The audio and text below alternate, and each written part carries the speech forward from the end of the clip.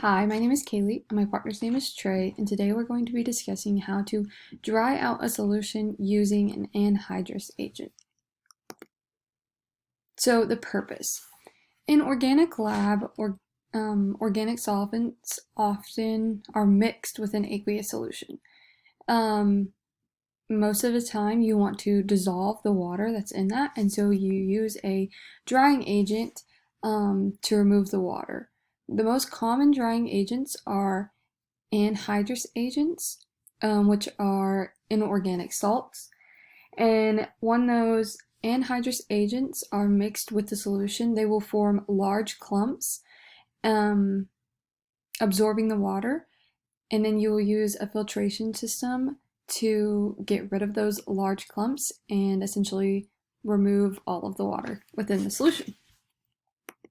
Some common anhydrous agents are sodium sulfate, calcium chloride, calcium sulfate, and magnesium sulfate. The materials that will be used in this lab are you will need a stir rod, a scupula, which you can see in the picture, a flask with organic solvent mixed with an aqueous solution, which is also in the picture. You're going to need gloves, goggles, mask, and definitely a disposal for your waste.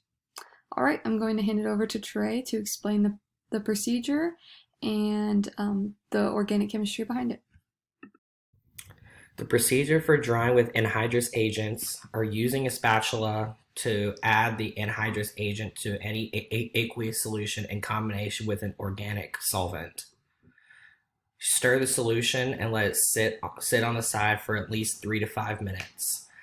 The next step is split into two parts depending on what it looks like after the solution is set. If there are still drying agents visible that are not wet and still dry, then the solution is now considered dry. Or if the solution still has all wet drying agents, then continue to add drying agent until the solution is completely released of water.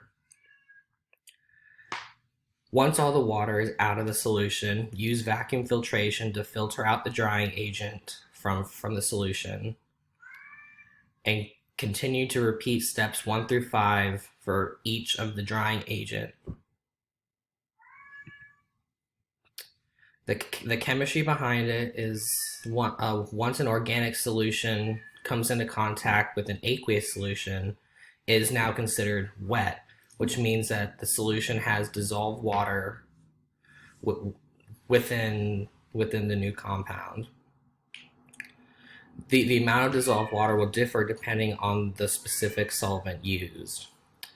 The way to remove the water from the solution is by using a drying agent, which in turn absorbs the water molecules from the solution without absorbing any other solution. Some common drying agents are inorganic salt that absorb moisture when exposed.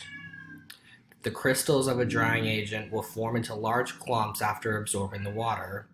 And after using the vacuum filtration to remove the drying agent from the solution will be free from all water molecules.